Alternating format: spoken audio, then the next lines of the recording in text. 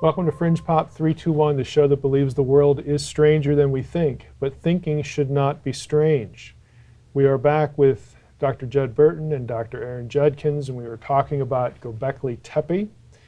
And the last time we chatted, you made the comment about religion being a factor in answering the why question. In other words, why did these people, whoever they were, pick this spot that didn't have the sort of upfront, agricultural water advantages that, we're typically used to hearing about, from history of Civ and how civilizations get started near rivers and all that sort of thing. What was the motivation, you think?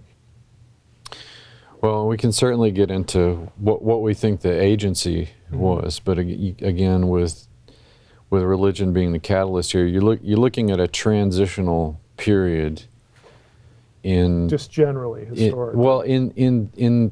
In the ideation and in the religious consciousness of people, and you can chart these sorts of things around the globe.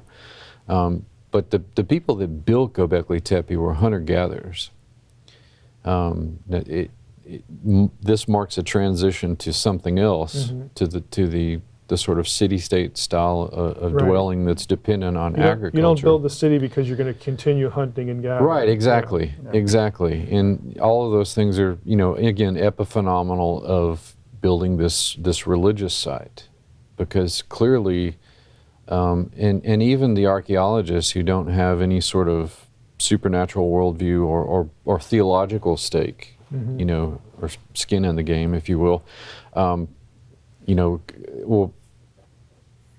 will contend that what you're witnessing here in stone is evidence for this transition in thinking, this very paradigmatic change that's taking place, where you're transitioning from a kind of animism or totemism to conceiving of your gods as these anthropomorphic beings. Well, let's drill down on that. Sure. So, what you're seeing in stone. So we want a few examples, and then you might want to define animism and totemism, and then so viewers will understand what the transition is to thinking about, sort of, I guess, the gods as a bureaucracy, or the gods playing a role in human events, that sort of thing. So unpack those things a little bit for us. Sure. I'll go with animism and totemism and hand the torch off to Aaron here in a sec.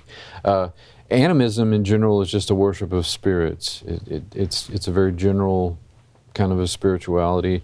Totemism sort of builds on that. It's the belief in not only the belief and reverence of animal spirits, but people believe that their tribes and clans are actually supernaturally connected or even descended from particular animals.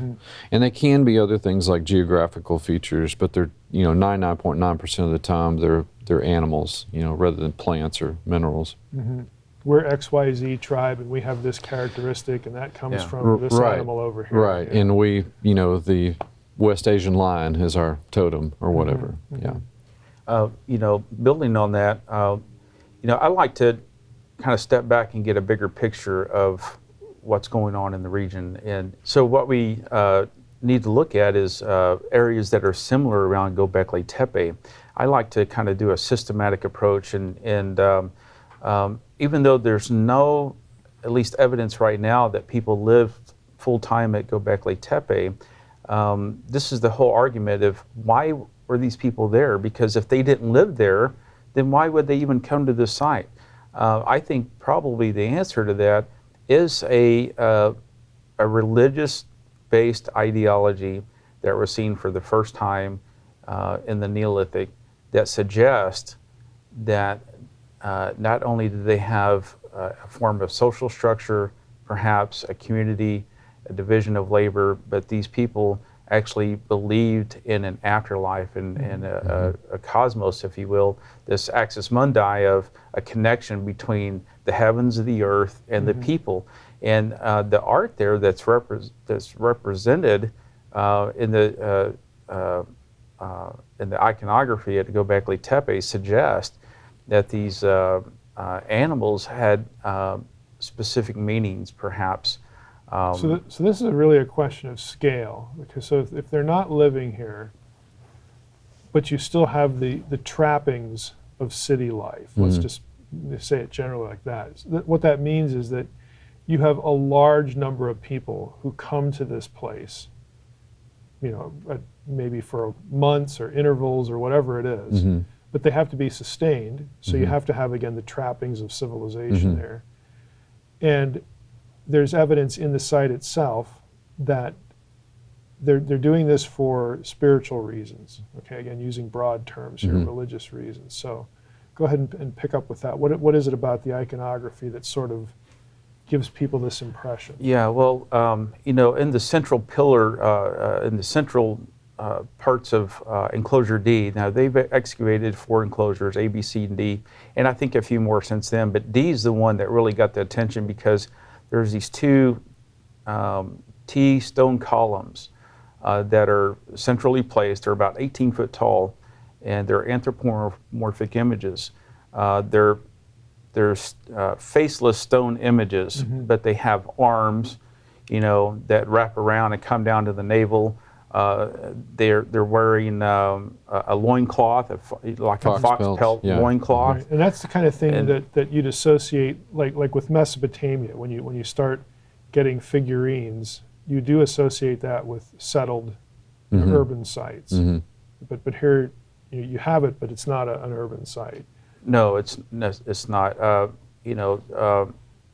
If we go back to Tel El Siltron, which is Jericho, ancient Jericho, we see there also this Natufian culture that lived back in this roughly the very same time period as Göbekli. In fact, the northern reaches, the Natufian domain goes into the region of Göbekli Tepe. It shows us something very interesting at Jericho. These people lived in a city-state. They had walls. They had a tower 26 feet high, a big stone tower. They had a wall that was connected into the tower that was 13 foot wide. They actually were cultivating grains and producing mass amounts of cereal grains. There's a lot of stone tools, including sickle blades, and interestingly enough, stone masks. And these stone masks, we think, are representations of their forefathers or their ancestors who had maybe somebody significant in the family or a leader perhaps, but they carved these images out of stone and then placed them. And in most cases were covered with plaster. And the eyes were set with obsidian stone to make it look like there was, as close as to the, shells too, in some cases, Human form, And this is exactly what we're finding at Göbekli Tepe. We're finding these anthropomorphic figures. We're finding not stone masks perhaps, but we're finding stone carvings of faces. We're finding ample amounts of tools, pestles, mortars. We're finding that they even took the barley in these stone vats and probably was in in the process making beer. It's just a natural part of fermentation of the barley, so it's not that difficult. And they're also finding sickle blades and things like this at Göbekli Tepe. So when people may misunderstand, there's no tools found at Göbekli Tepe. That's not true. It's not true. There's at least 3,400 stone tools that they found at Göbekli Tepe. And so getting back to this comparison of the region, why did they come? I think it was in particularly what I would describe, incidentally is the name of the book, the Guardians of Göbekli Tepe. They came for a specific reason and a purpose, perhaps from Şanlıurfa, 9 miles away, perhaps from other places around, but they didn't stay. They came for a purpose. They stayed for a period of time because, in other words, you got to have something to eat, you got to have something to drink, and we see that there's evidence of huge feasting, ritualistic purposes at Göbekli Tepe, and then they left. Where did they go? Perhaps they lived in tents. There was no permanent structures. found yet at Göbekli Tepe, but I think they went back to those regions around there. Again, being the highest point on the Jermis mountain range, overlooking the ancient Haram Plain. And we got to remember, this is the ancient site of the moon god Nanar. And so it's probably perhaps the nearest water source was three miles away. So they actually deliberately set this place up on the highest point.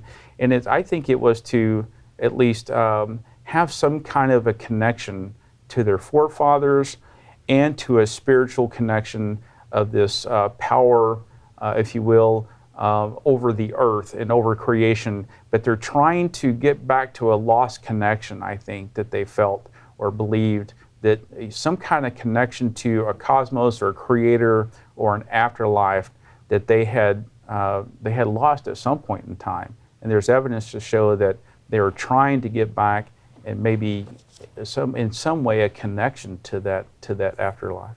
I don't know enough about the site to know if there's any archaeoastronomical stuff going on, but what you just described is different. Typically your goals with something like that, it would be to map the seasons, length of days, how many days do we have this kind of weather, just that sort of stuff, But this, you used, when we chatted before, you used the phrase axis mundi. Again, this idea that there's this polar, imaginary polar connection between heaven and earth. And, in my field, biblical studies, this is always, this is a frequent thing you run into. With the Old Testament scholars would refer to it as the cosmic mountain idea. And it's a very simple idea that, people would build artificial mountains, or they would, presume their deities are on mountains, or they would, try to worship on mountains, because that gets us closer to where the deities are. They're up there. They're not here. We know that. They're either in the ocean or under the earth or at the tops of mountains, places where humans don't live. Right. And so it's a very natural thing if this is part of your religious consciousness, that you do this kind of thing at a high point. Yeah. Or you either create one, pyramid, ziggurat, whatever it is, or you find one. Yeah. And so that makes a lot of sense as far as what this would show as opposed to some other site from the same period. Yeah, and again, beginning to look at this through the biblical perspective, that model seems to stem from the Mount Hermon event in many ways, because you have the old gods on a mountain. You either have a good mountain or a bad mountain. Yeah, exactly. And even in the case of, let's say other societies who were in one way or another impacted by Göbekli Tepe, like the Sumerians, the belief in this mountain, where their original gods came from, the nameless gods at that. Well, it's really interesting because in Mesopotamia, all the way back to Sumer, you have city-states, you have ziggurats, you have the artificial mountains, but yet the conception was, there's that famous article that my followers, will be familiar with, the Lipinski's article about the cosmic mountain, the mountain of El and Mount Hermon and all this stuff, that even as far back as the Sumerians. And in the class I teach, we just read the old but famous article on the overlap with Mesopotamian creation and flood material by Lambert. And he mentions in that article as well that the Sumerians thought that the seat of the gods was Hermon. And that's a long, long time ago. Yeah. So they have the artificial mountains in their cities, but that's not really where they're locating everything. It's still this non-artificial, this geophysical location, this mountain. So that, again, it makes sense to me, because I've read enough of this stuff and been exposed to enough of it, that if you're finding sites on places like this, that has to pop into your head, as an interpreter of this. There's just no way to avoid it. With the evidence that's been put forward, again, Schmidt and Lee Clare, I think, is the primary investigator now at Göbekli Tepe. All these guys, interpret the site as very religiously, spiritually significant. You know, it marks this very significant change, but they're not going to be looking at it, you know, through the lens of the Bible. They're not going to be looking at it, you know, through the prehistory that the Bible lays out for us. And that's where I think it sort of it really gets kind of interesting and for the purposes of the show, fringy, when you begin to look at it through the lens of biblical prehistory. Because you know, both Aaron and I have come to the conclusion that there's a watcher connection to the site. You know, if you begin to look at all the components of the site, the change in the religious ideation, looking at the apocryphal material and seeing what's going on in the prehistoric context there, and then looking at all of the physical evidence we have for the changes in human culture that amount to a 90-degree angle change in human culture. You know, something very similar to what you see in human culture as laid out in what you would have in like Enoch or something like that. Yeah, that's a good place to stop and then transition. You know, the next time we talk, we'll steer right into the biblical, you know, prehistory and all that sort of stuff, and the primeval history. You mentioned a book in this segment. Yes. So before we end this segment, you guys have a book about this. We want to make sure that readers and listeners and viewers know about it. So what's the title of the book? When's it come out? Well, our working title is The Guardians of Göbekli Tepe, and we're, as we speak, finishing up the last draft to turn in. So summer reading season. Yeah, so the summer, okay. Yeah, people, if you want to sign up to get updates on the book and when the release will come out, you can go to my website, aaronjudkins.com. Spell your last name. It's Judkins. It's Old English. Okay. But aaronjudkins.com. And there's a place where you can sign up for an update for the book specifically. And then when we get near to the release date, we'll blast out an email to you and let you know, or you can pre-order perhaps. Right. But yeah, this is an area that caught Judd and I's interest on Göbekli Tepe, and we wanted to give really a different answer to what the mainstream was putting out there, and that was through a biblical lens of what's happening at this particular site called Göbekli Tepe. Well, thanks for being with us again, and next time, like I said, we'll steer right into the biblical primeval history stuff. And thank you for watching Fringe Pop 321. Please watch all of our episodes. We have well over 100 episodes. It's not just this one and our interview series with Judd. Please come back and watch all of those episodes. What we try to do here is provide good, clear thinking on lots of strange topics, very interesting topics. And don't forget to visit our website for more information, more detail about any of the episodes we have. That's fp321.com, because what you know may not be so.